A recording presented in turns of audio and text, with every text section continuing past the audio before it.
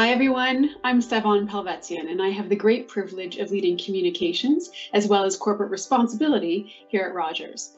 One of the things that I think is very special about this company is the work that we're doing on our inclusion and diversity journey.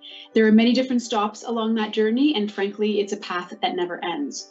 Today, I'm delighted to speak with Andrew Mainprize. He's a director of marketing transformation on our wireless team, and as a leader within Spectrum, champions visibility, inclusion, and allyship for our LGBTQ2S+ employees. Outside of work at Rogers, Andrew volunteers with Community One Foundation, the oldest LGBTQ2S+ organization in the GTA, Greater Toronto Area. Welcome, Andrew, to The Spark. Thanks for having me. So glad to be here. I would love for you to start by telling us more about this amazing organization that you are so passionate about. Community One Foundation actually goes back over 40 years. Community One Foundation was originally formed as the Gay and Lesbian Community Appeal. It was a group of activists that got together and realized that they needed to find a way to support the community. We renamed to Community One Foundation, but the legacy still lives very strong. It's very much a grassroots organization and really helping support those marginalized people programs that require the support to make sure that, we have diverse, healthy community.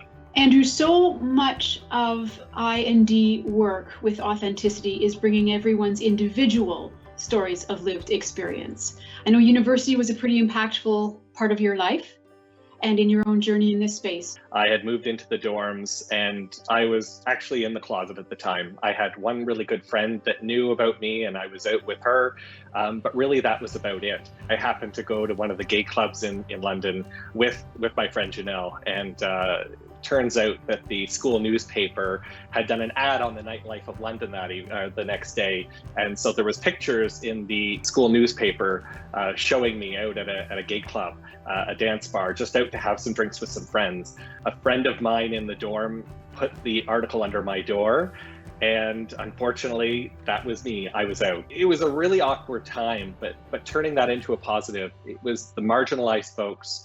It was the other members of the LGBT community and the allies that had reached out to me on the side and offered support and connected me with a network of people that actually changed the trajectory of my life, right? I went into university not being out. I was outed basically against my will and not on my own terms, which is not right for anybody.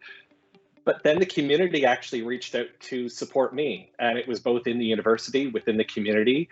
And that actually sparked my interest to get more involved because those people cared. Andrew, thank you for sharing that. I cannot imagine what that would have felt like, and to have the agency that one would have wished to have that completely disappear. But I'm so thrilled to hear that an army of supporters enveloped you. And I can see why that is how you continue to pay forward your own community footprints, and being able to ensure that allyship support and just being able to have dependable resources shouldn't be a nice to have. It's an essential for every single one of us moving through whatever chapters our life give us. So thank you. Tell me why volunteering specifically is so important to you. Volunteering for me, it really comes down to using the energy that we have to be able to help others. And I mean, this organization I'm working with, it's 100% volunteers, and it always has been. I mean, our board, we're a working board of volunteers, individuals that give our time outside of our normal working hours to lean in, to keep the legacy of the organization alive. And frankly, I get to enrich other people's lives by doing this work, but of course, my life is enriched by all the people I get to meet and the experiences that I get to share with folks. So for me, it's just this two-way feeling of giving and getting energy back for real. We have a little surprise for you. Those rainbow grants and seeing the impact that those have been able to have on individuals and on organizations was just quite something as we prepared for this session.